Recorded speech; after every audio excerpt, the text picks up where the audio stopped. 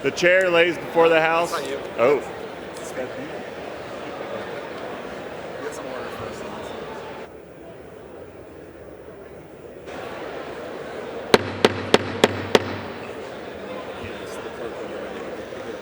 Shh. The chair lays before the House a communication. The Honorable, the Speaker, House of Representatives, sir.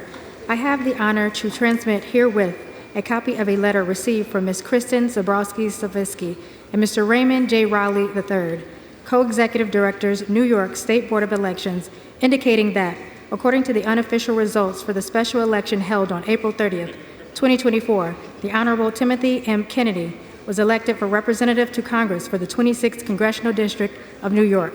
Signed sincerely, Kevin F. McCumber, Acting Clerk. For what purpose does the gentleman from New York seek recognition? Mr. Speaker, I ask unanimous consent that the gentleman from New York, the Honorable Timothy M. Kennedy, be permitted to take the oath of office today.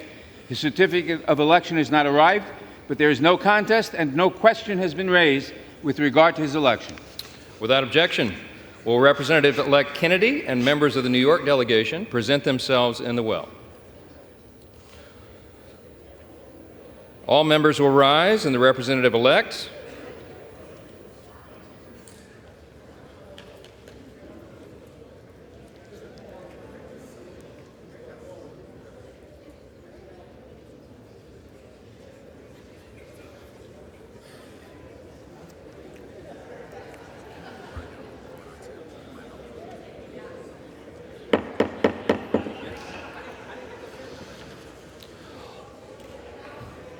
All members having risen, the representative-elect will please raise his right hand.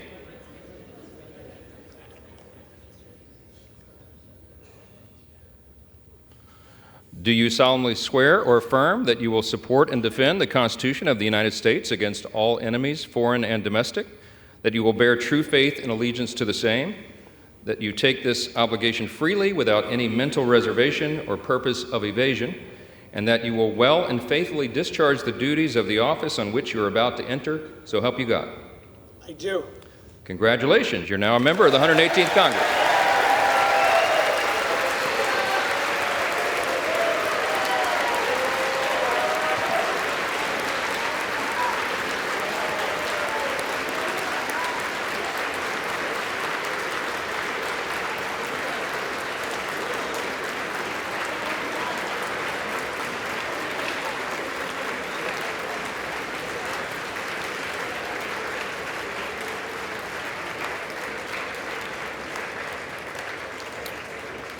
Without objection, the gentleman from New York, Mr. Nadler, is recognized for 1 minute. Thank you, Mr. Speaker. As Dean of the New York delegation, it is my distinct honor to rise today to introduce Congressman-elect Tim Kennedy. I can think of no better person to represent New York's 26th Congressional District and succeed our friend Brian Higgins than Tim Kennedy. As a lifelong resident of Buffalo who grew up in a blue-collar family, Tim embodies the values of hard work, family, and fighting for the little guy that makes Western New York so great. As a New York State Senator for over 13 years, Tim has been a formidable advocate for our region. As chair of the Senate Transportation Committee, he secured a historic $100 million for the Niagara Frontier Transportation Authority, helped deliver record investment for our roads and transportation networks, and spearheaded legislation enhancing transportation safety and accountability.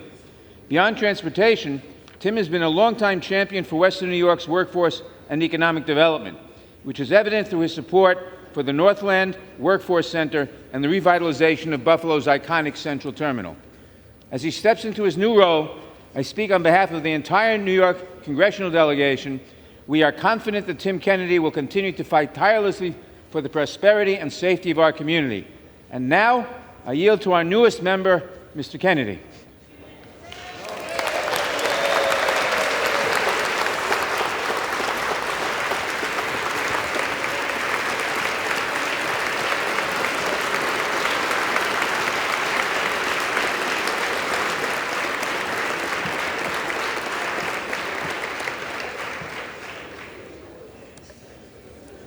Thank you, Congressman Nadler, my colleagues in the New York delegation, Mr. Speaker, and Leader Jeffries.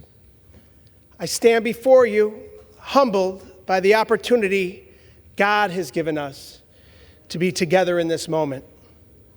This awesome and magnificent responsibility that's been granted to me by the people of Western New York.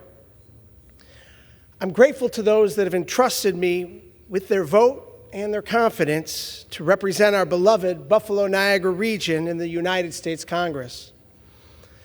I want to take a moment to recognize my family who's here with me, my wife Katie, our children,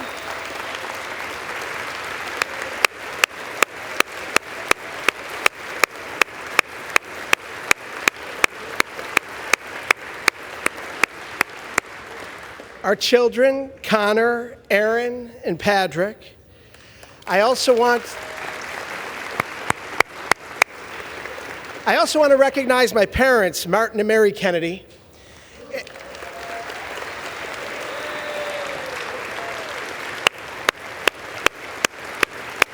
And my in-laws, Dave and Jane Turk. My brother John also made the visit down along with many other family members and friends. I'm grateful that they can all join us here today. Looking down on us, our baby angel Bridget, along with so many other family members and friends who have passed on, whose spirits remain with us here today on this auspicious occasion. They're no doubt toasting and celebrating in the heavens above.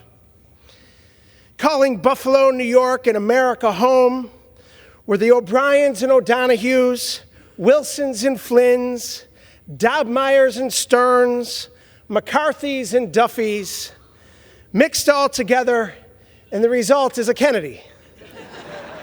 I hail from the city of good neighbors, the community of good neighbors, the original home of the Seneca Nation of Indians, the village of Buffalo, burned to the ground by the British in the War of 1812, rebuilt and incorporated in 1832, the western terminus of the Erie Canal, helping to transform our nation through improved commerce, a border community with our greatest ally, Canada, to the north, a region surrounded by Great Lakes, and in between, one of the greatest wonders of the world, Niagara Falls.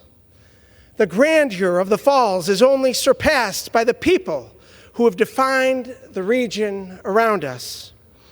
Today we stand as a community of patriotic citizens who have always championed democracy and freedom. From the days of serving as a final stop on the Underground Railroad to the Niagara Movement, the precursor of the NAACP, which was formed in our community. The equality and justice these leaders strove for over a century ago is yet to be fully achieved, and there is still so much more work to be done. In Buffalo, Niagara, we walk in the footsteps of Frederick Douglass, Harriet Tubman, Dr. Martin Luther King Jr., Mary Talbot, Shirley Chisholm, and so many other civil rights leaders, and in their spirit, we march on. It was Niagara Falls that made Buffalo the city of light. And while we've seen our share of darkness, Buffalo is seeing a resurgence that generations only dreamt of, as a melting pot of ethnicities and cultures are helping to redefine our region, and an economic renaissance has taken hold. We're a working class community with a belief in achieving a better life and the American dream through education, honest, hard work, and perseverance. I believe the character traits that define us in the Buffalo-Niagara region are the same ideals held by all Americans.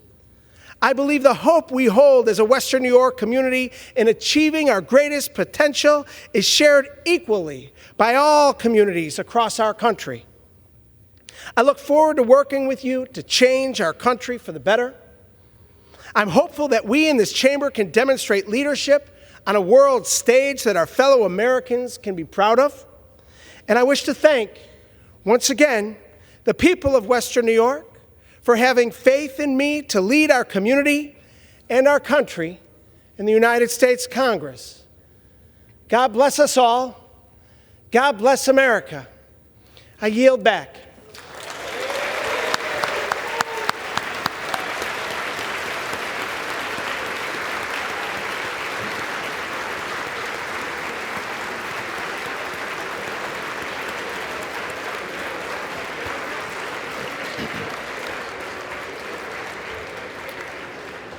Under Clause 5D of Rule 20, the Chair announces to the House that in light of the administration of the oath to the gentleman from New York, the whole number of the House is 430.